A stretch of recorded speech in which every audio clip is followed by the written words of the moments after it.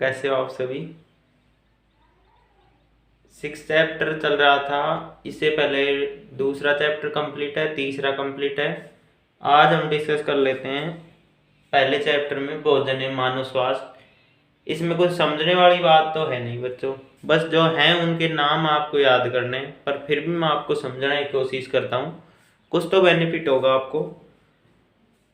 भोजन एवं मानव स्वास्थ्य पाठ का नाम, तो भोजन के बारे में पता होना चाहिए। फर्स्ट में हम लेके चलते हैं भोजन, फूड। भोजन क्या है? हमारे जीवन का आधार, हमारे जीवन का आधार। इसी भोजन से ही हमारे जीवन के सभी कार्य, जैसे अंगों का निर्माण, अंग टूट फूट जाए, क्षतिपूर्ति होती है, अंगों का निर्माण, शरीर की वृद्धि, शरीर की वृद्धि एवं विकास, और रोगों से लड़ने की क्षमता, रोगों से लड़ने की क्षमता, और रक्त हमें प्रोवाइड कर जाता है एटीपी। एटीपी क्या है? ऊर्जा। एडिनोसिन ट्राइफॉस्फेट, हमारी ऊर्जा प्राप्त होती है, इससे हम भिन्न भिन्न ये कार्य हमारे शरीर में होते हैं। अंगों का निर्माण हो रहा है, शरीर की वृद्धि विकास हो रही है, रोगों से लड़ने की क्षमता हो रही है, ये सभी कार्य होते हैं। तो भोजन कैसा होना चाहिए? भोजन दो प्रकार का होता है। भोजन दो प्रकार का, पहला है संतुलित भोजन, संतुलित भोजन, और दूसरा होता है असंतुलित भोजन।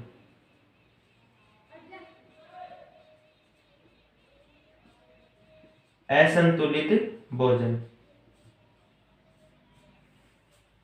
इतनी बात क्लियर?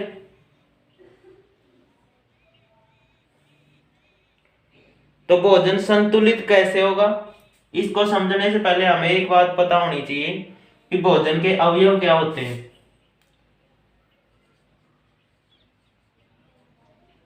भोजन के अवयव, भोजन के अवयव हैं, आप 6-7 इनमें पढ़ के आए हो क्लासों में, जैसे कार्बोहाइड्रेट,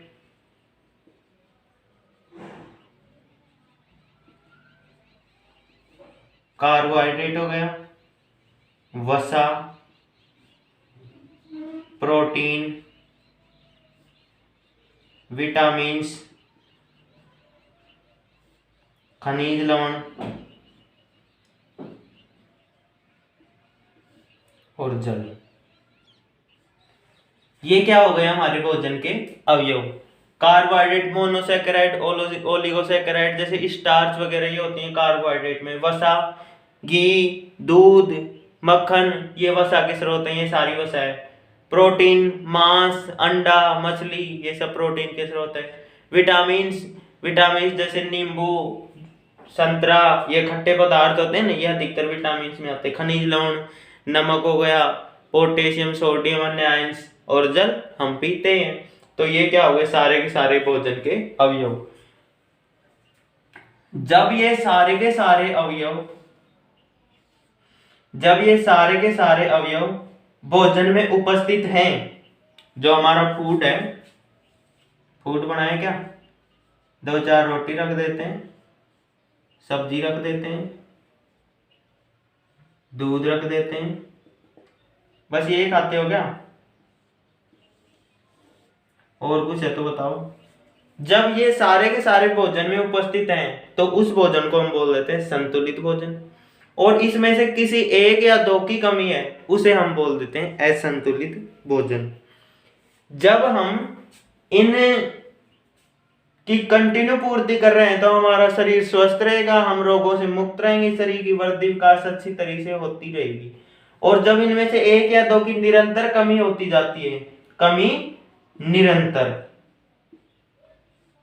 ये भोजन के अवयव है ना, इनकी कमी निरंतर होती जाती है, निरंतर कमी, तो हम शिकार हो जाते हैं कुपोषण के, कुपोषण।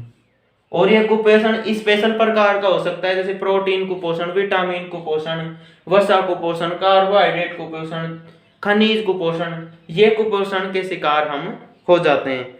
इतनी बात आपको क्लियर हुई होगी। तो पहला हम पढ़ते हैं विटामिन कुपोषण। पहला हम पढ़ रहे हैं विटामिन कुपोषण।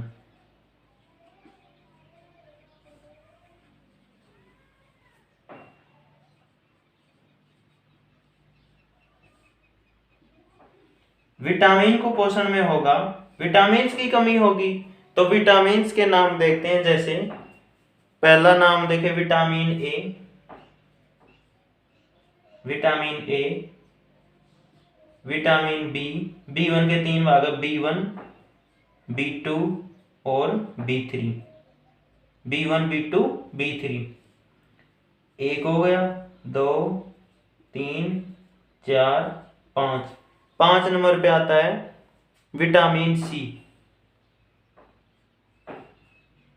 Vitamin C. और 6 नंबर पे आता है विटामिन डी। आपके इस चैप्टर में इतने ही विटामिन दे रखे हैं, वरना विटामिन 2 प्रकार के होते हैं। मैं वैसे आपको बता देता हूँ, फैट सोल्युबल विटामिन जो वसा में घुलनशील, और जल में घुलनशील विटामिन। ए, डी, ई के फैट सोल्युबल हैं, बाकी सारे जल में घुलनशील विटामिन होते हैं। विटामिन ए का वे नाम नहीं दे रखा है, विटामिन डी का दे रखा है थायमीन, विटामिन बी का राइबोफ्लेविन,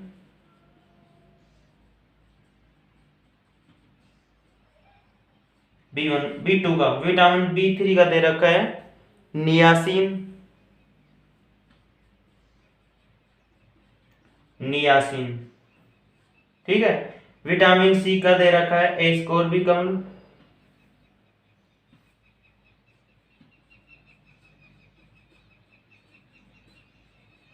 एस्कोर्बिक अम्ल। और विटामिन डी का दे रखा है कैल्सीफेरोल, कैल्सीफेरोल। इसकी सारणी बना लेते हैं हम, तो देखें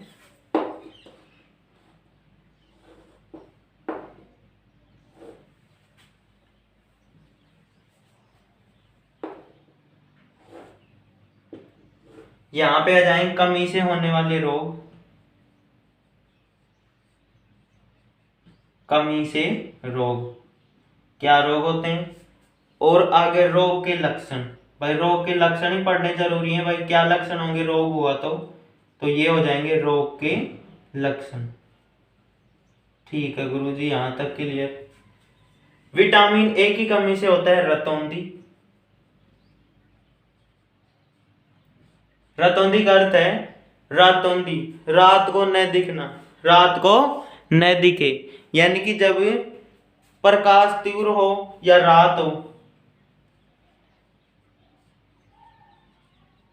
तेज प्रकाश या रात, उसमें दिखाई नहीं देता है।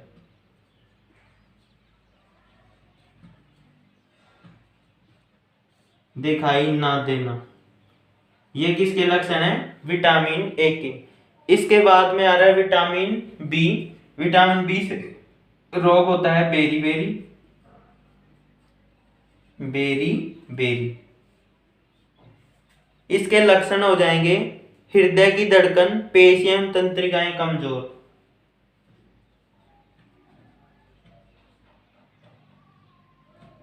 हृदय धड़कन, पेशियां, कोमा तंत्रिकाएं, तंत्रिका तंत्र है अपना, तंत्रिकाएं वो क्या हो जाएंगी, कमजोर। ये इसके लक्षण हो जाएंगे। इसके बाद में रहे नियासिन। नियासिन की सॉरी विटामिन बी1 की कमी से होता है बेरी बेरी, इसके सामने लिखना था हमें बेरी बेरी। विटामिन बी2, बी2 राइबोफ्लेविन, तो इसी के नाम का रोग है राइबोफ्लेविन फ्लेविनोसिस।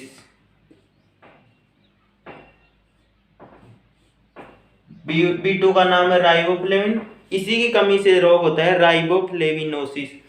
इसमें मुंह है, होठ और त्वचा ये फटने लगते हैं,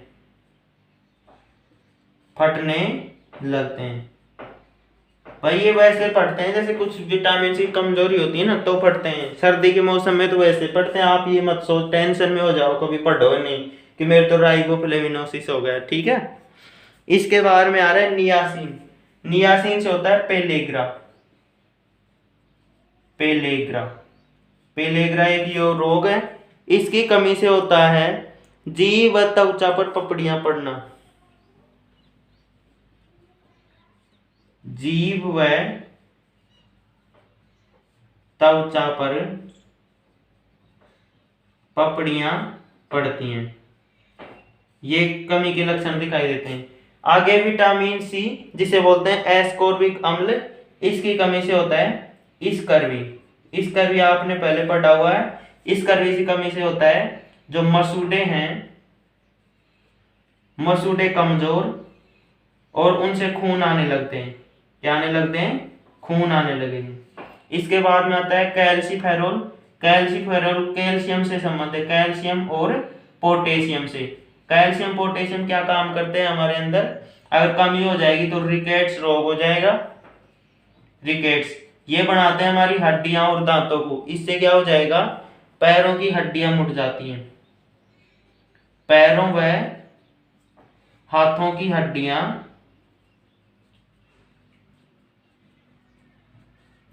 कमजोर हो जाएंगी, यानी घुटने पास हो जाएंगे और मुड़ने लग जाएंगी। ये विटामिन कुपोषण की सारणी थी। आप फिर से एक बार दोबारा से देख लें। विटामिन के नेम आए जैसे vitamin A, vitamin B, B के 3 भाग थे, B1, B2 और B3। आगे विटामिन सी और विटामिन डी। इसका कोई नाम नहीं दे रखा है, इसका नाम है थायमिन, इसका राइबोफ्लेविन, इसका नियासिन, इसका एस्कॉर्बिक अम्ल और इसका दे रखा है कैल्सीफेरोल। तो विटामिन ए की कमी से रतौंधी, विटामिन बी की कमी से बेरी B1, बेरी आपकी बुक में यहाँ पर B12 दे रखा है, ये B1 है। B2 की कमी से राइबोफ्लेविनोसिस ये रोग हो जाता है। और विटामिन B3 की कमी से होता है पेलेग्रा। सी से आ रहा है स्कर्वी और डी से रिकेट्स, ये रोग हो जाते हैं इन विटामिन की कमी से। अब हम इससे आगे देखेंगे, विटामिन क्लियर हुआ, इसके बाद में हम देख रहे हैं प्रोटीन की कमी से होने वाले रोग। बच्चों इन रोग विटामिन कुपोषण वाले रोग को याद करने की या तो आपको ट्रिक दे दी जाएगी, वरना आपको पढ़ने के लिए तरीका है कि आप इसकी एक टेबल बनाओ पेपर पे और उसको जहाँ पर आप सोते हो, बैठते हो, बार बार उठते हो अपने रूम में, वहां पर इसको सेट कर दो ताकि उठते बैठते आपकी आंखों के सामने रहे तो ऐसे याद हो जाएंगे इजीली। प्रोटीन कुपोषण हो गया,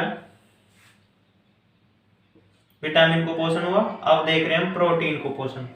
प्रोटीन कुपोषण से 2 रोग होते हैं।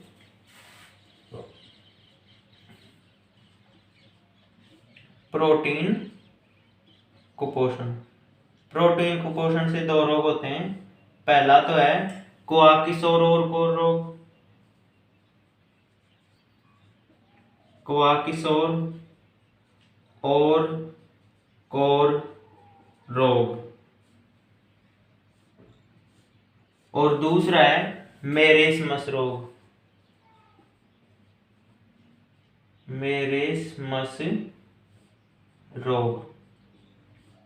कोआकिसोर रोग होता है जब काफी दिनों से भोजन में प्रोटीन की कमी हो जाए। काफी दिनों से भोजन में प्रोटीन की कमी हो जाए। तो होता है कुआकिसोर रोग। और मेरेस्मस रोग होता है प्रोटीन के साथ साथ में प्रोटीन प्लस ऊर्जा, इन दोनों की कमी हो जाए तो हो जाता है मेरेस्मस रोग। इतनी बात आपको क्लियर हुई होगी। अब हम देखते हैं जैसे कुआकिसोर रोग है, ये कुआकिसोर रोग, इसकी कमी से क्या लक्षण होते हैं? भूख कम लगना, भूख कम लगना। दूसरा है चिड़चिड़ा स्वभाव होना, चिड़चिड़ा स्वभाव। भाई चिड़चिड़ा स्वभाव तो अधिकतर बच्चों का वैसे ही रहता है, तो वो कोई वो नहीं कि प्रोटीन कमी हो गई। तीसरा दे रखा है कि त्वचा पीली शुष्क धब्बेदार, त्वचा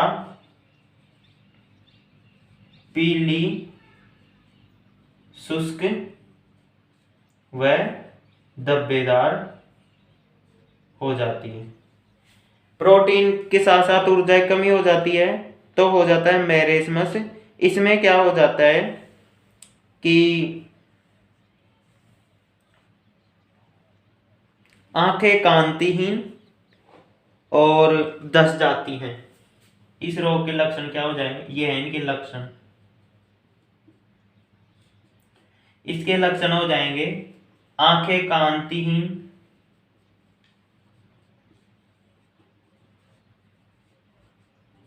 वह धस जाती है, यानी अंदर धसी हुई दिखाई देती हैं। तो ये हो जाएगा प्रोटीन कुपोषण। इसके बाद में नेक्स्ट हम बात करेंगे जैसे खनिज कुपोषण हो जाएगा। और मानव स्वास्थ्य में जैसे पानी हो गया, पानी की शुद्ध जल, अशुद्ध जल और रक्तचाप, ये एक वीडियो ये बनाएंगे। और लास्ट में हम कर देंगे इसमें जैसे ये पदार्थ है ना, नशीले पदार्थ, इनके बारे में बना देंगे। फिर ये चैप्टर क्लियर हो जाएगा 2 या 3 वीडियो में। आप इस वीडियो को देखें, कमेंट करें बच्चों, लाइक शेयर सब्सक्राइब करें, ठीक है।